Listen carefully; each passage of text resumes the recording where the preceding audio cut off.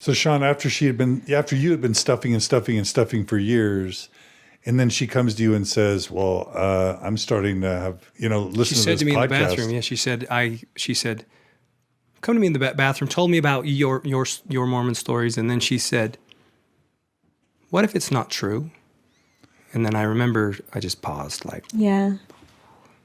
What did you think that she was even questioning? What came through your mind? What did you feel? Well, he was silent, and I was nervous by his silence, because I was like, "Oh, but it's okay. Like, don't worry. Like, I'm just saying, like, it might not be true. Like, and it's okay. Like, we can still like be Mormons." So I was afraid from his silence. I was afraid he was worried about me. So what's going through your mind when she breaks this news to you? I was thinking, first of all, I think how would a good Mormon husband respond?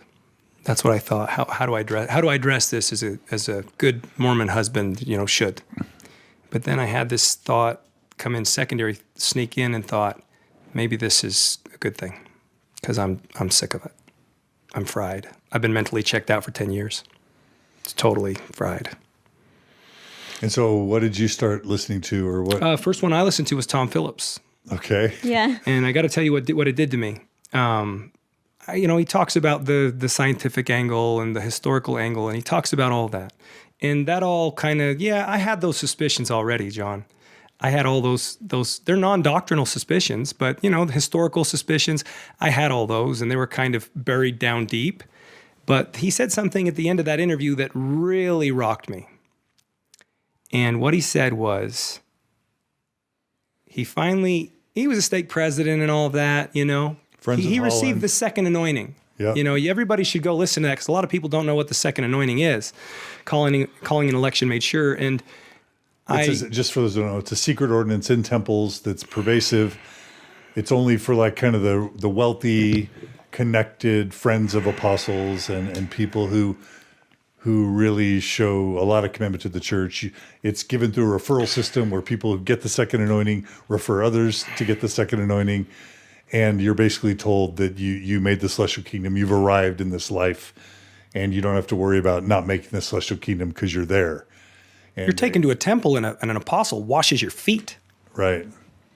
Anyway, but what he said, John, he said that, and here I was thinking, like, I want to believe that my family loves me. Not just my immediate family, but, not just my wife and my children. I want to believe my parents love me and my siblings love me, that they know who I am, they know my heart, that I'm worthy of love. And when he said that he was the one that converted. He converted by missionaries knocking into him. He converted. He got his family into it. And when he told them that and he didn't research it a little bit, he researched it. He went to the greatest ends, contacting the Smithsonian and so forth. And when he told his family that it wasn't true, his wife, I want to say, if I remember correctly, his wife terminated the relationship, and his children essentially disowned him. In fact, the son-in-law threatened him physically and threw him out of the house. And that's when I had this awareness of, wait a minute, if it got that bad for him, then the writing was on the wall, John. I told Crystal for years, the church is bleeding, the church is hemorrhaging, and that was just me based on my observance. I could tell that the millennials were all leaving. They were all exiting. And I could tell that, there was big problems. You could just see it. You could feel it. And I thought to myself, if I stay in this another 10 years, 20 years, 30 years, and then I decide to leave, I will have sent my kids on missions that will only further indoctrinate them. I will miss my children's weddings. And they may...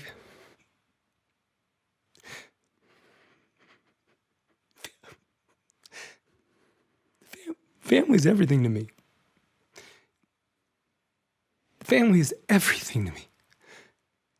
And the thought of my own kids, me being my own demise, indoctrinating my children to the extent that even if I was to say it's not true, and I've discovered it's not true, they would disown me and terminate the relationship, which is happening. You know how much that's happening, John. Children disassociating from parents, parents disassociating from children. It's not right. And then we say families can be together forever, but the church is ripping families apart.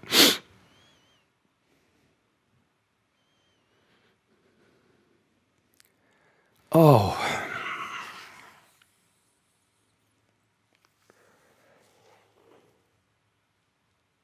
and that did it.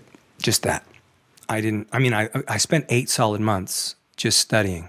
8 solid months. I didn't even work, John. I have a unique position where I don't have to work. I didn't work for 8 months. I just needed information. It's interesting, John. I felt charged to know everything. And I read everything and listened to everything. What are some of the most important books and podcasts that you listen to? Books you read, podcasts you listen to. I read all those ones about the Book of Mormon, study of the Book of Mormon. I read Rolling Stone, Rolling. I read everything that people would recommend through your resources and your community.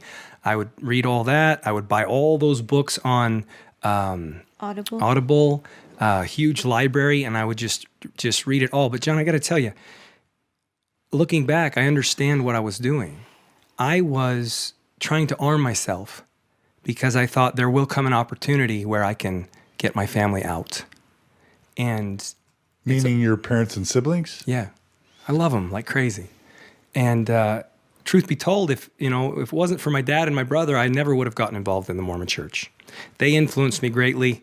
They pressed upon me greatly. They thought they were doing the right thing for me.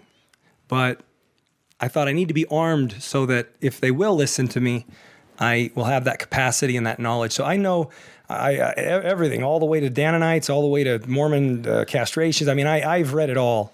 And I spent 8 months reading, and guess what I've determined? Wait, which podcasts were helpful? Just to give a shout out to some other podcasts.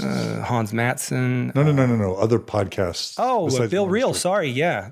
Bill Reels. There's the other one that's called Infants on Thrones. I listen to all that stuff. There's one by the women. It's like these women's... Your polygamy? There's that one, and then there's another one that... is just all about, it's almost like women's liberal Mormons. Feminist Mormon, thank you. Okay, sorry. Feminist was the word I was after. I listened to that one. I listened to all of, what was his name? John Larson? Mormon Expression podcast? All the old stuff. All the original stuff. Was he the one that swears a lot? Yeah. Yeah, I like that guy.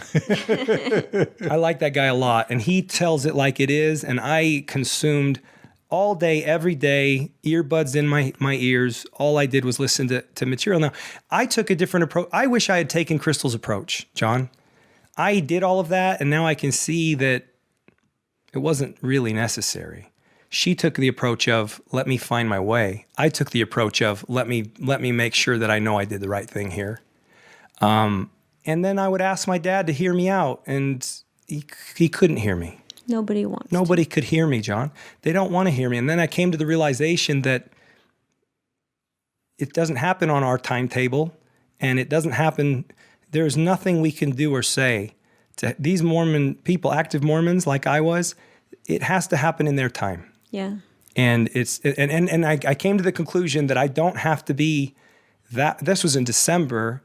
I don't have to know everything, and I'm going to stop because it was consuming my life, and it was getting very addictive to know everything, all of it. And then I thought, I'm not going to be the next John DeLynn. I'm not going to be the next historian.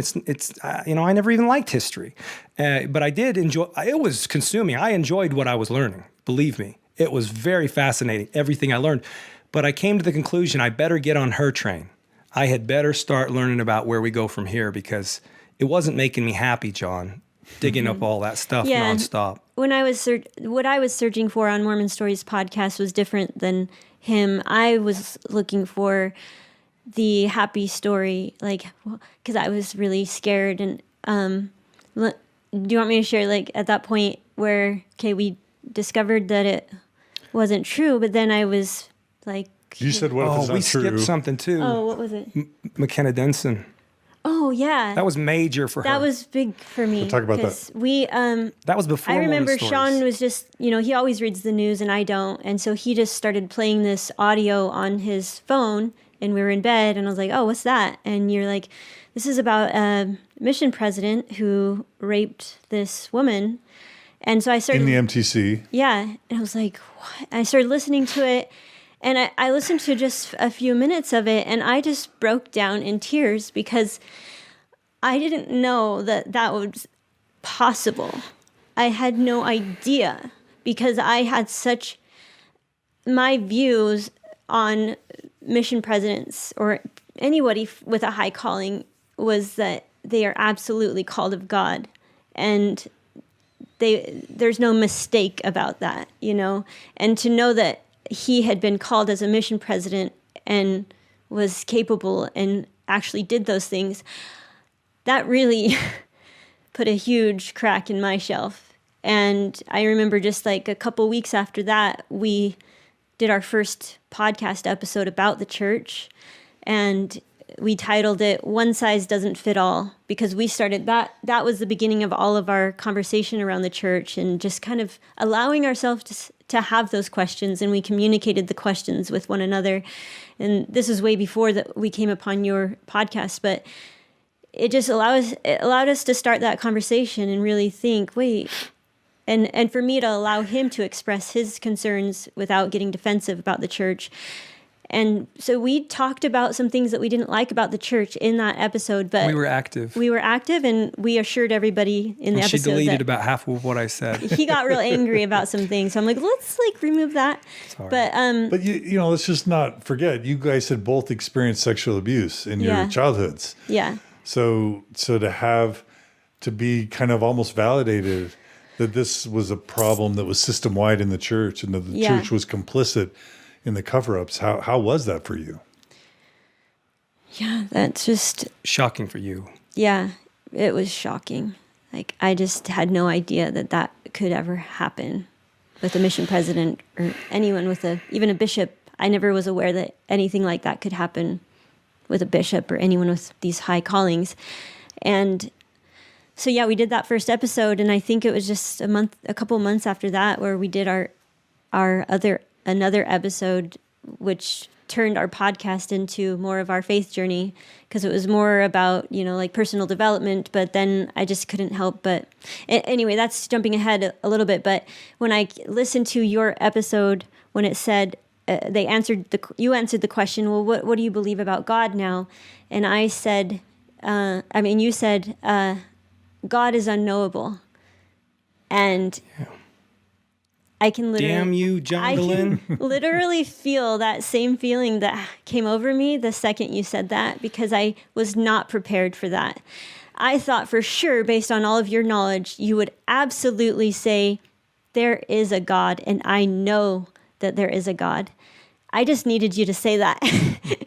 Why didn't you say that? And that triggered my full-on panic attack that lasted 3 days, and it was the most intense thing I have ever experienced, the dark night of the soul. But I'm sorry. Well, it is absolutely... Say sorry to me. Say sorry to him. Sorry, Sean. Ooh. It was absolutely necessary. I can look at it now and be like, wow. What was so shocking? Why was that so shocking to you? Because I thought, based on your knowledge, you would say, yes, there is a God, and that's all I needed to know to move forward. I just thought, okay, I can be on my own spiritual journey as long as there is a God. And that was essential for me at that time. And so I had to... Can I just make a disclaimer? For those who are listening for the first time, I have never identified as an atheist or an agnostic. To this day, I would never tell people God is unknowable. What I think I probably would have said in that interview is that for me, I have not found that God is knowable. In other words, like, this is how I feel. Like, I want it to be true. I've prayed a billion times.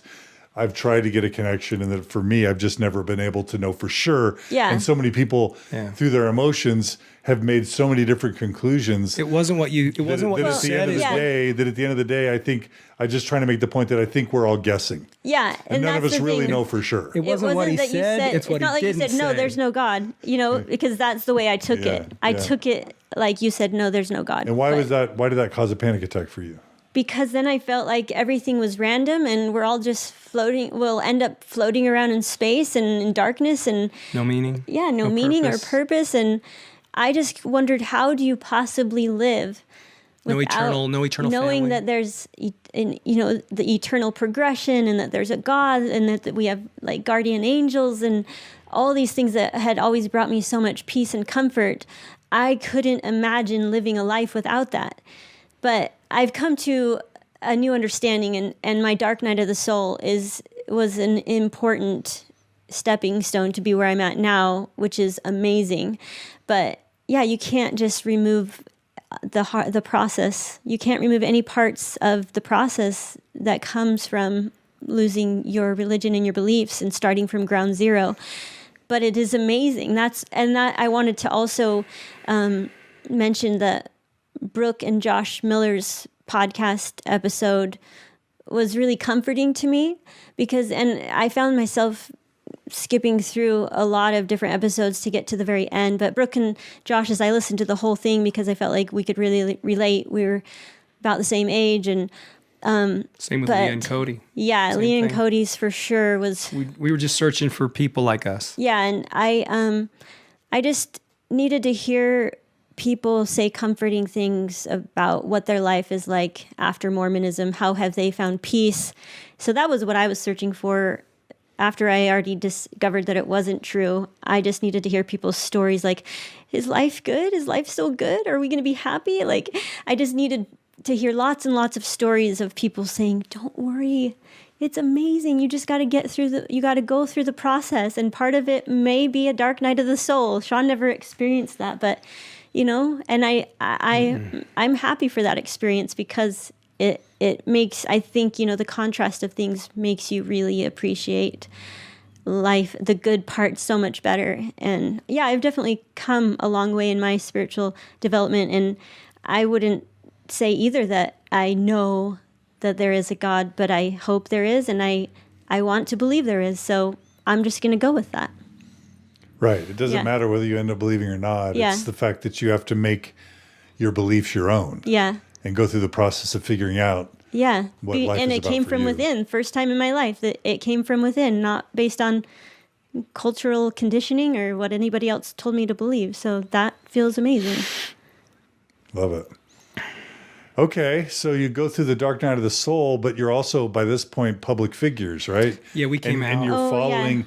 your big following, what percentage is Mormon, right? Yeah, my whole goal 10 years ago when I started my blog was to target Mormon moms.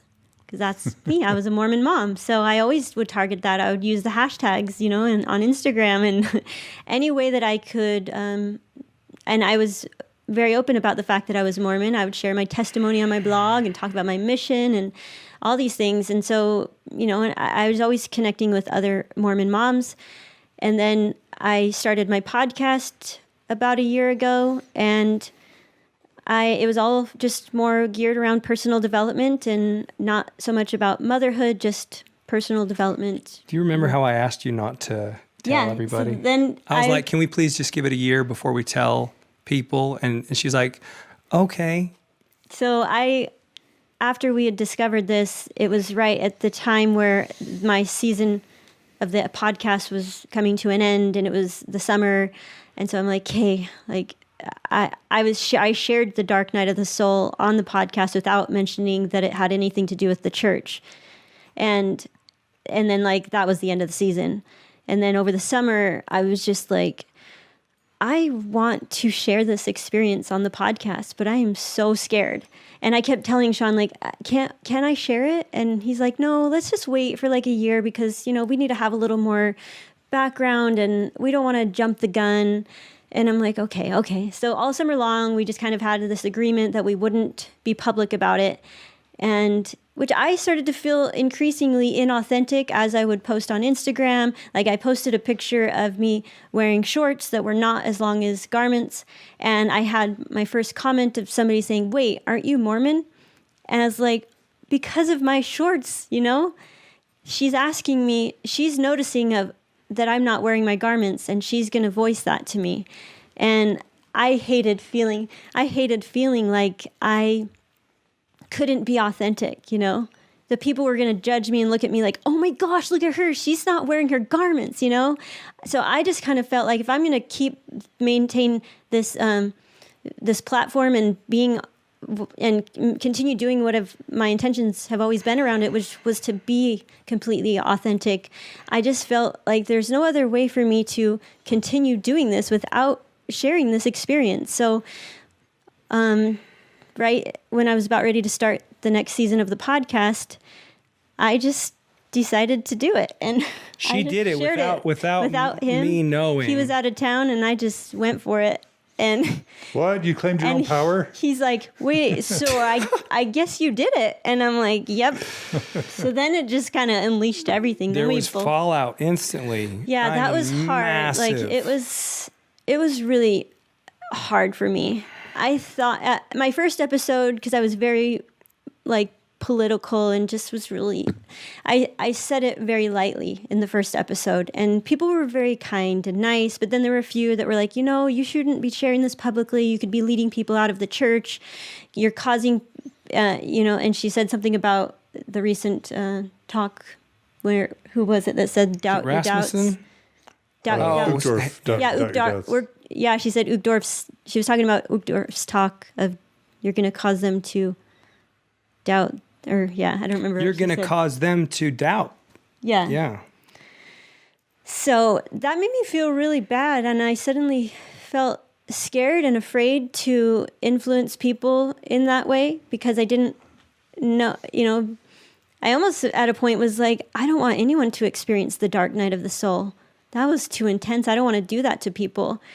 And so but then, as I've grown, I realized that there is so much beauty outside of Mormonism, and he and I together have grown in more ways than I ever even knew. Like, I just feel like the last 15 years of our marriage was just so inauthentic, and this last year we feel like we're getting to know each other like on a much deeper level, and we're allowing ourselves to be who we are. It's really amazing. But yeah, we just came right out and shared. You lost 3,000 followers overnight. Yeah, I lost a lot of followers, got a lot of negative comments and reviews on my podcast, which was hurtful because you can't delete negative reviews. And I was proud of my 5 stars, So, and people do, it's not like people actually listen and then evaluate the quality of what they're listening to. It's just like, oh, I heard that Crystal and Sean left the church. I'm going to go leave a super negative review and 1 star. Exactly. And they're going to do their missionary work to tear me down by leaving negative reviews. Often without listening is all I'm saying. Yeah. They think they're doing God's work. Yeah. So that really affected me in the beginning. And then I became gun shy and I didn't share much for a little. I mean, I would on the podcast. I always felt like I could be a little more open on the podcast, but I never dared say anything on Instagram or Facebook for a while. But now more recently, I feel like I just feel real confident where we're at and that this is a good thing. So I have no fear around sharing every bit of our story. And even if it means we're causing people to doubt their religion, I think it's a beautiful thing, what we've experienced, So if people are on this same journey that we were on, I hope to be that person too that can help them on their way to say everything will be okay. Life is beautiful. There still can be so much purpose to life. So I just wanted to be that for people when I needed it. I needed that too. So Sean, so many years of torment. What's the past year or two been like for you in terms of your torment, the guilt, the shame, the suppression? I feel like I've rediscovered myself. I feel like I no longer had to put on a face. I no longer had to pretend. I feel like, it's funny because I always felt like I had a good heart. And there's a Sean shell, and if you haven't already recognized in this interview, I can be controlling. I can be skeptical. I can be negative. And sometimes those programs fire off pretty strongly. But I've always known that I have a good heart, and I've always enjoyed service and helping people. So it just, actually what it did for me, John, it made me realize that there wasn't anything wrong with me. That I'm a good person, and that I always was, and that those feelings that I had and all the guilt and all the shame, that everything that was tormenting me, it wasn't my fault and it wasn't me. I feel redeemed. I feel liberated. I feel free. What's that like? It's awesome. Yeah. So your marriage, stronger or weaker? oh my gosh, like, So much stronger. and yeah, it's just, How can that be? They say wickedness never was happiness, right? yeah. So from the standpoint John, of Orthodox, part of the reason I was telling her, please do not go public, because, you know, I was in the back of my mind, I was thinking, I know what Mormons say about people that leave the church, and it's all going to fall apart, and you're going to get divorced, and you're going to lose all your money, and I know what they say, and I know the meaning they tie to that, and I think it was, again, the Mormon firing off in me, and I was like, let's give this some time, because I'd hate to go public and then have that be right.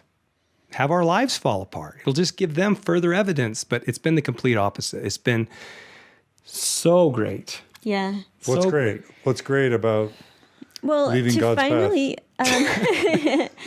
to just feel like, I just feel like you can go, it's just crazy that you can go 15 years being married to somebody, and then once you remove all of these barriers and limiting beliefs, and you allow yourself to step outside of the box, and you feel liberated to be everything you always knew you were, but were maybe ashamed of in some ways based on your beliefs. And for me to get to know Sean in this way, like, it's amazing to compare. Like, I did notice him getting sick a lot.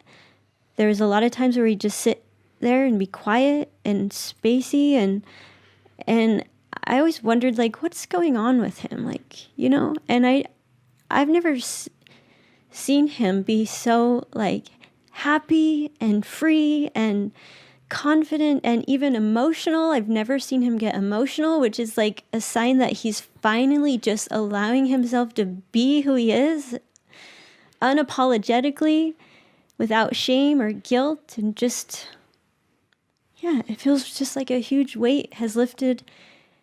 And for me to be able to, and we had like a huge breakthrough more recently. We continue to have these breakthroughs over the last year. So it just, you know, it's been so exciting this entire year. But more recently, we had one of our biggest breakthroughs in our marriage. And I feel more freer than I've ever felt, because I was finally able to share every bit of my past, all the different, like, sexual abuse experiences that I had that I carried, feeling shameful about, that it was my fault. And like, I never felt like I could tell him a lot of things because I thought he would judge me, you know? To be fair, I shut her down early on. She told me about something that had happened, and I shut her down and told her I didn't like to hear about those things. And I really regret that. That was early in the marriage. Yeah. So to get that out. Get that out is like amazing. Like, I didn't realize how much it affected who I am, you know, like my own confidence about who I am. I felt like I did kind of, in a sense, play this role of like the timid little mouse, and, you know, like, okay, like, you're the one in charge, you know, like, I'll do what you say, and not really feeling confidence around my capabilities, around, you know, my own blog. I had a lot of self-doubts and feelings of why, you know, like, I could never be as successful as Sean when it comes to business, and just not feeling like I measured up when it came to being successful, you know? Contributing. Yeah, contributing. Not money, but yeah, value. Bringing something to the table, you know? I just always felt like Sean was the one, and I just kind of have to, a lot of that was probably my fault. I just always felt like I wanted to have something to offer, something to contribute, you know? And I never really allowed myself to be 100% me, you know? And now? Now I feel, it's crazy how much I feel like both of us are just noticing with each other, like, who are you? Like, oh my gosh, I had no idea, you know? Like, just so many breakthroughs, and we've peeled back so many layers that we really didn't even know existed. And your own personal empowerment, how are you feeling now in terms of your power and worth? Like, incredible. I just never, I just feel like I have so much to offer now. And I saw something come out of her. I saw power come out of her. I mean, I couldn't believe it. And I don't want to believe that I was so unsupportive that I was just like this egomaniac. I don't believe that. But, subtle things that I would do and say, and I can see the effect that I had on her, and I really regret that. But now... And, yeah, like, I think I always felt, too, that as a Mormon mom, I'm not supposed to do anything else besides be a mom. So that was always something weighing on me and making me feel like I shouldn't be doing my blog. This is taking time away from my kids, and that's bad. So, yeah, just to feel more equal, I think, an equal partnership. I think in the beginning, like, I really did take that part of the temple where it says, hearken unto the counsel of your husband as he hearkens unto the counsel of the Lord. I always thought that no matter what, Sean is right.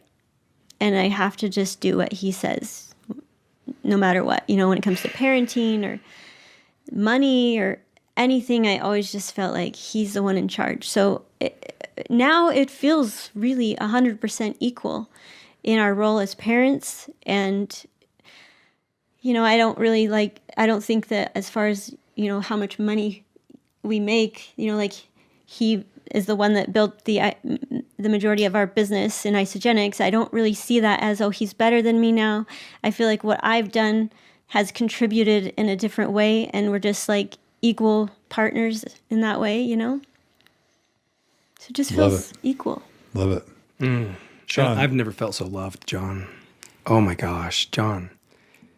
By my wife. I've never felt so loved, and it has nothing to do with sex. My whole marriage, I thought, I'm crazy about this woman. I adore this woman. And I know I was hard to live with at times, but I mean, my love for her, my loyalty to her, it's fierce. But I always knew she loved me, but I never thought she loved me as much as I loved her. I didn't think it was possible. And just in the recent, the last few months, I've realized that she loves me every bit as much as I love her, and I can't tell you how good that feels. It feels good to be able to, at any given moment, to be like, what are you thinking about? And I can say it. We can say it and not feel like in any way that I'm trying to hold back or hide anything, or there's no secrets, or, I just remember certain times I would feel certain things from my past would come up and torment me, and I would be experiencing this anxiety without ever being able to share why I'm feeling that way with Sean. It's like he'd be like, "What's wrong with you?" I'm like, "Nothing. I'm fine." Like just trying to put on the happy face and not able to share like what's going on with me. But now it just feels so cool to be able to know each other that deeply, and I can't believe it's taken us 15 years to really get to know each other. Wow. It's kind of a miracle, right? Yeah. Like all this blossoming that you would never in your wildest dreams imagine was possible after losing your Orthodox testimony. Right? The feeling I've been having lately, it's like, because I've had a lot of stress lately, a tremendous amount of stress the last 9 months and the last year, and especially the last 2 months. And the feeling I've been having lately is none of it matters. None of it. None of it has any bearing on me. None of it has any hold on me, because I have this woman and we have each other, and I'm the luckiest guy in the world. And I could go, as long as I have her and I have this, I could do anything. I could go through anything. I just tell myself, look what I have. And the love is that strong. And I thought it was before, but it wasn't. Yeah. So beautiful. There's that, Clara and Margie and I and Winston were driving down a freeway, and we saw that billboard like 1-800-CALL-GOD or whatever, or God lives, or the Bible's true. And yes. we were just feeling silly, so we called the number. got in a conversation with the guy on the other line. He's actually quite intelligent, but I put it on speaker, and the kids were listening as I had this conversation with the guy trying to convince me the Bible is true and God lived. And I wasn't debating, but I just having a conversation. And he literally said to me, well, why would anyone not cheat on their spouse if they didn't believe in God and the Bible? Right? Yeah. right. It's like there's no other possibility. Yeah. No, I've had What would your guys' response be? Why in the world would you decide to remain married and maybe even remain faithful to each other? We don't. We're swingers. Well, No. Didn't you see our open marriage podcast episode? No. Do you mind if I just say that Crystal taught me this? Crystal's taught me so much. Oh my gosh. This girl has devoured books like, oh my gosh. And I've just been supportive of that because I see what it's done for her and I see what it's done for our marriage, the growth. And I've just been so amazed by you. My respect for you, like, I just didn't know what I married. I married a girl that I was attracted to and that I loved her giddy personality. And I thought, well, she's fun and she'll keep me young and she's bubbly. I didn't know I married someone that was so committed to growing. I mean, she's a grower. She wants to grow in life and everything. But why would I not cheat on my wife? Because I know it would hurt her. For one, because I know I would lose her. I mean, and that would hurt me. It's pretty, I mean, you look at it on the surface, it's pretty simple, right? Yeah. I don't want to lose her. And if she was to cheat on me, it would hurt me. So why would I want to do that to her? It's simple. right. Yeah. We don't need a God or any religion to tell us that that's not good. You don't need eternal consequences. There's enough consequence here in this life. Yeah. We have You'll pay a price. now. You cheat on your wife, you'll pay a price for that here. And the irony is, after I lost my faith and had these realizations, I was more faithful to my wife than ever. Yeah. Yeah. I feel that. I feel I can trust my wife so much now. And I was always like controlling her and like, you can never talk to men. And I'm embarrassed, like, forgive me for what I said when I was Mormon. He's saying that like all the time. Forgive me what I said when I was Mormon. I desire all to receive what we have now. I desire all to receive. It's beautiful. It's amazing. All right. Well, let's see, 9:27. So we're a good, almost 3.5 hours in, and I'm not surprised. I think we're coming close to the end of this segment, which is kind of your faith journey. Mm-hmm. It's been beautiful. People are commenting on your body language and your love for each other and your vulnerability, and listeners have really been hanging in and loving what you guys are sharing. We still have to get to in the next segment, and I need to check on Cody's time and your guys' time, but we still need to talk about Sterling Van Wagenen and the sexual abuse and the church's cover up. And then we also want to get to this amazing book, My Life as a Wannabe Balanced Mom, along with your work with women. But I want to make sure we talk about everything you guys want to talk about as it relates to your faith journey. So what else do you guys want to make sure we cover before we move on to those? I just wanted to talk about when I told Crystal that I'd looked at pornography. Okay, yeah, that's a great, come back to that. I want to help men. Yeah. I do. And that mission, I lived with pure guilt and hell. And it's the same thing my whole marriage. I felt like I'm not worthy of this woman. I don't deserve her. And I felt powerless and I felt evil. And what happened was we fell in love hard after this faith crisis. And it was just maybe a few months ago. And Crystal and I were having this nice intimate moment, not sexual. We were talking a lot, talking about all kinds of things. And Crystal started to tell me some of the things that she'd always wanted to tell me that she didn't feel safe to tell me. So she told me these things, and some of them were pretty heavy. And it was amazing. I found myself responding not as myself. I found myself responding with love and tolerance and acceptance. And not that not that I have any control over her, but she expected me to she didn't expect a positive outcome from what she told me, right? Mm-hmm. And I felt a tremendous amount of love in that moment. And the love was so overwhelming. And I looked at her in the eyes and I thought, I remember saying in my head, God, you are such a good person. And it just came out. I've looked at pornography throughout our marriage. Off and on, I've looked at pornography. And she goes, okay. And then I said, I'm so sorry. I didn't feel I could tell you. And I expected, it was funny because right before I said it, I had that little voice in my head again. Right before I said it, it was like, tell her. And then another voice said, don't you do it, you stupid idiot. She's still going to leave you. But my love was so powerful, it just came out. And maybe you can just talk about how it went from there.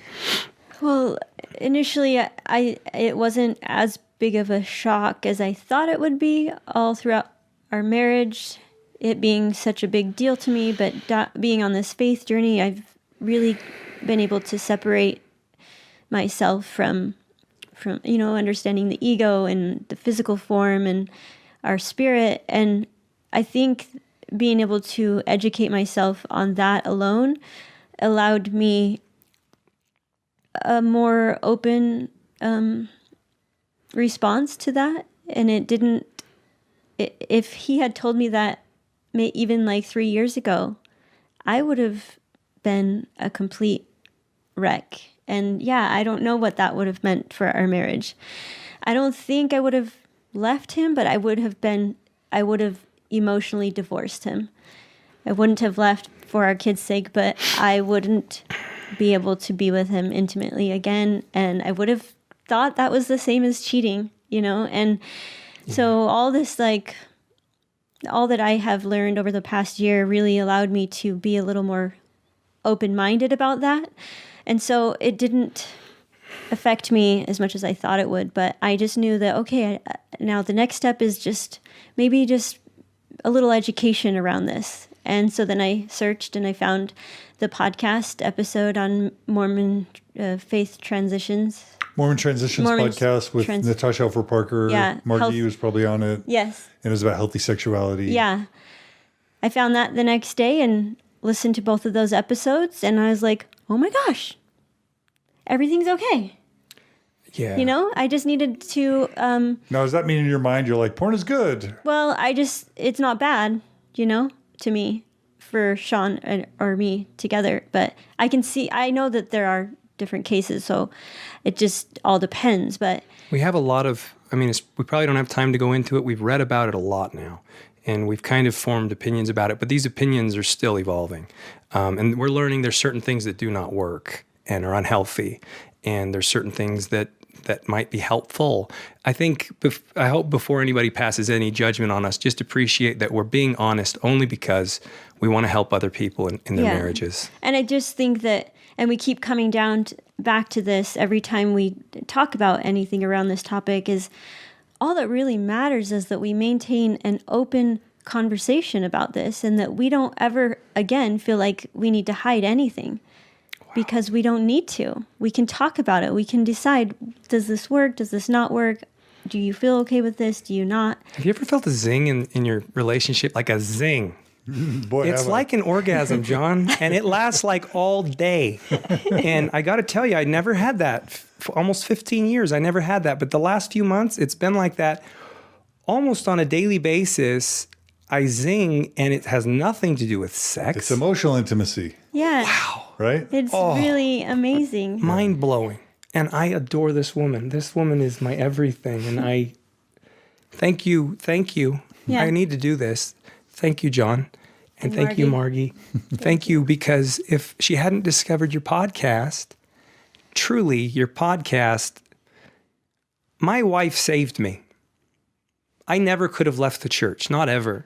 And my wife, she saved me. She gave me permission to be myself, and she also gave me permission to tell my deep, dark secret. And even through all this stuff that I've been dealing with, I feel so renewed. I feel so happy.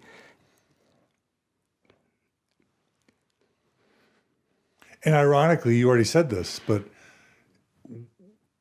almost without question, when you are able to say to your spouse, I look at porn, sometimes masturbate, and then they say to you, well, I love you anyway. Yeah. What does it do to your porn use? It goes down. Yeah. It just plummets. Yeah. You don't need it. It's a miracle. That's a miracle in and of itself. Which shows that the porn use was tied to what? The Secrets. religion and secrets, yeah. Secrets and shame and stigma Yeah. is what's driving the porn epidemic. Yeah. Yeah. And the child sex abuse is tied to all that too, I think. Yeah. Yep. So yeah, the Natasha Helfer. Thank you, Natasha. I mean, just to hear from somebody who is educated on the topic, I think that every member of the church just needs to listen to that episode and be like, oh, maybe there's some research or statistics. John, if they can control sex, control sex, they've got us. Yeah. Sex You know and that? emotions. Yeah. Yeah. Because human beings like sex, and if they can control the narrative, the shame, the guilt around that one thing that we actually really do love, they've got you. Beautiful. All right. Anything else you guys want to share to kind of wrap up this segment? About your faith journey, like beliefs? Our Do you want to talk mission? about your beliefs now? Do you want to talk about, have you looked at other churches? Do you still believe in things? Yeah. Your kids? Are you better parents, worse parents? Like, Yeah, we're kind of on a We're on a journey. I will never subscribe to another formal religion the rest of my life. I don't believe in formal religion. I can recognize now, me personally, as you said, John, there's people that religion is good for them, and that structure and those parameters, and that's a good thing for them, and I can acknowledge that. And there's a lot of good about Mormonism. For me personally, I don't do well in authoritarian type environments with rigid structure.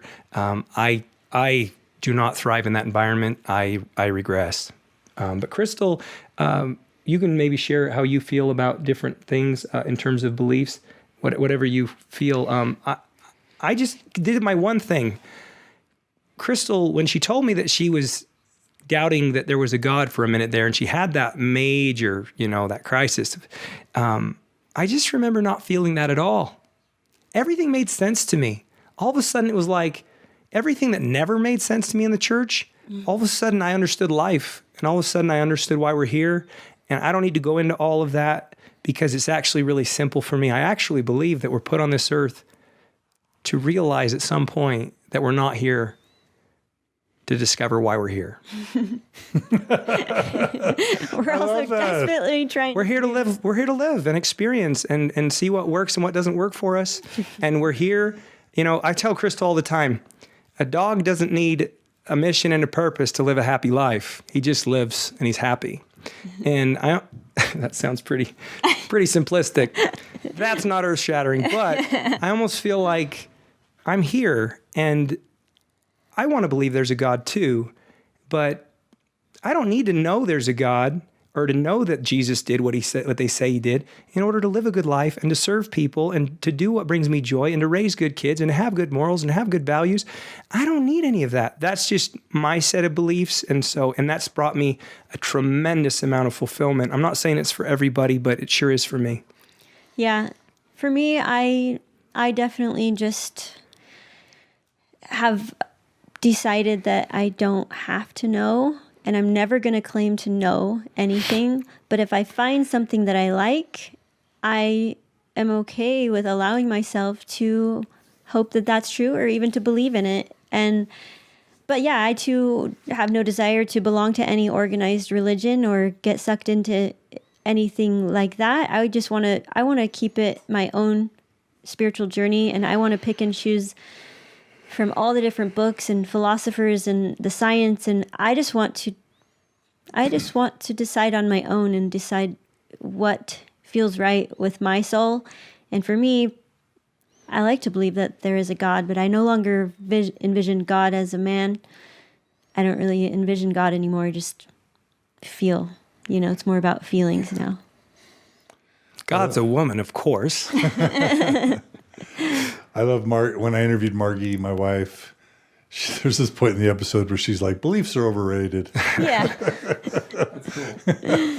That's cool. And I love what you said. The purpose of life is not to figure out what the purpose of life is. The purpose of life is to make the most of your life and enjoy it and grow. Discover your and talents. Yeah. serve others and be kind and have fun and find joy and just make the most of it. And if there's an afterlife, what if we worry about the afterlife if we're there? Yeah. One of my favorite quotes now, John, one of my favorite quotes that applies to my beliefs is, tomorrow we die. Now, religion's key in on that. But today we live. Don't spend your whole life thinking about what's going to happen after you die. That's not a way to live. Mm-hmm. And yet the Book of Mormon kind of like sets this up and talks about the wicked prophets. Is it Zeezrom, Zoram? Is it Korhor? Whoever, Nehor, I remember now. But The Antichrist. they're wicked if they say, eat, drink, and be merry, for tomorrow you die. Yeah. You know what I'm saying? Oh, like yeah. Mormons are set up to think that this teaching that life is to be enjoyed now versus the teaching that life is to be enjoyed after. Yeah. Remember what you taught me? We're speaking wickedness according to an Orthodox. Exactly. We are, and she taught me something so cool. She goes, Sean, because I'm so literal, I'm such a literal person, pragmatic person, and she goes, Sean, life is not a test. And I go, yeah, it is. You pass or fail, heaven or hell. And come to find out, Mormons don't believe in hell. They only believe in outer darkness, which is only for people like me, unfortunately. But she said, Sean, life's a classroom. Life's not a test. I didn't originally say that. I've heard that many times from lots of different people. I'm quoting you. But I love that. We're here to live. It's learning. Yeah. It's not sin. It's learning. Yeah. It's growth. Yeah. It's not sin and unworthiness and worthiness. It's learning and growth, period. Yeah. And what's confirmation for me that we are absolutely on the right path and have not been deceived by Satan is that if God, we've always been taught that love is the answer, and God is love and love is all you need. And if my capacity to love has expanded over the past year, then how could that possibly be from Satan? Boy, it's earth-shattering. You become more tolerant. You become less judgmental. You become better in every way. Actually, I've never felt like I love all people more. I've never been, in fact, I feel so much less judgmental, it's not even funny. I'm not judging people, and it feels so good. By their fruits, you shall know them. I mean, your countenances right now are brilliant. They're shining. Your eyes are I sparkling. need to put some makeup on. I'm just saying that this isn't dark and loathsome. This is bright and delightsome. I won't say white. I'll say bright. This is bright and delightsome. Your Jesus wasn't countenances. white either. Just want to put that out there. That's so beautiful. What a great testimony. All right. Anything else you want to say before we wrap this segment up? In the name of Sean Escobar and John DeLynn. And Crystal Escobar, come on. What I do want to say thank you to the Mormons that have been so good to us. It's changing, guys. It's shifting for the better.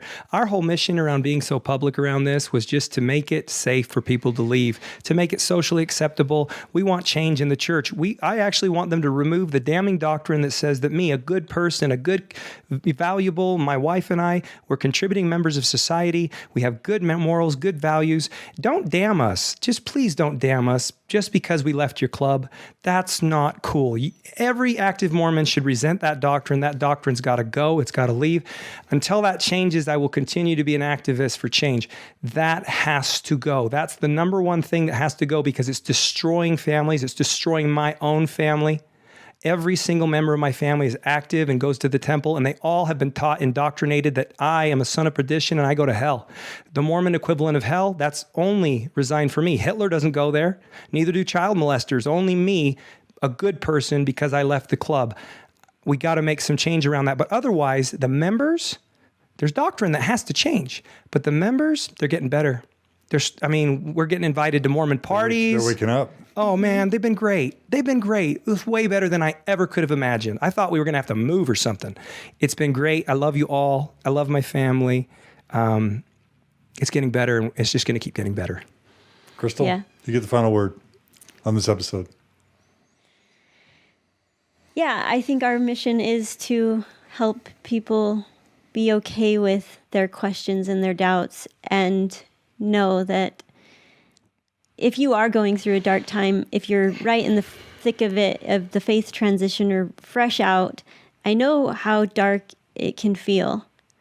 But once you get to the other side, you will be so grateful that you took that leap into the darkness, because that is the only way you can find your inner light that comes from within. Amen. Amen. All right. So to the hundreds of people that have been joining us on our live stream, we want to thank you all. Your comments and questions are just beautiful.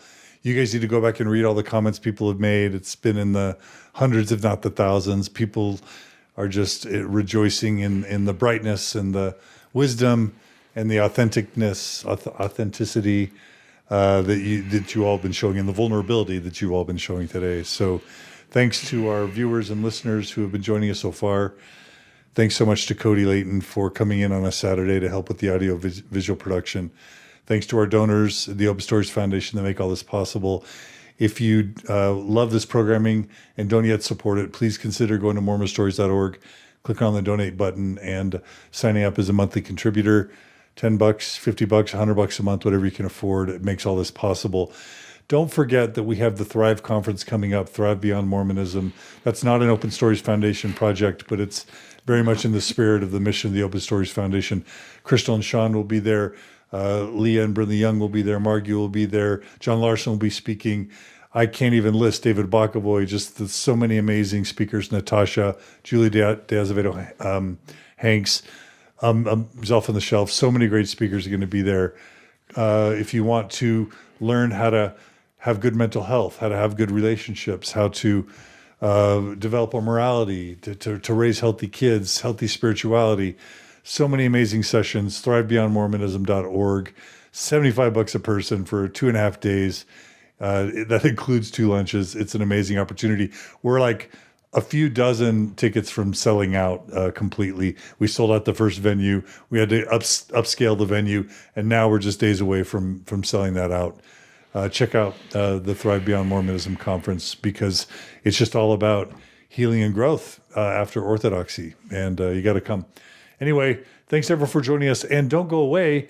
We are going to take a quick break, and we have to come back and talk about Sean Escobar, the abuse that he experienced as a child with Sterling Van Wagenen, how the church covered that up, how the church neglected Sean and empowered Sterling Van Wagenen to go on and do all sorts of other things for the church and abuse other victims. And it's a tragic story, but it's also a triumphant story, because Sean has come out, and New York Times and other venues have shared his story.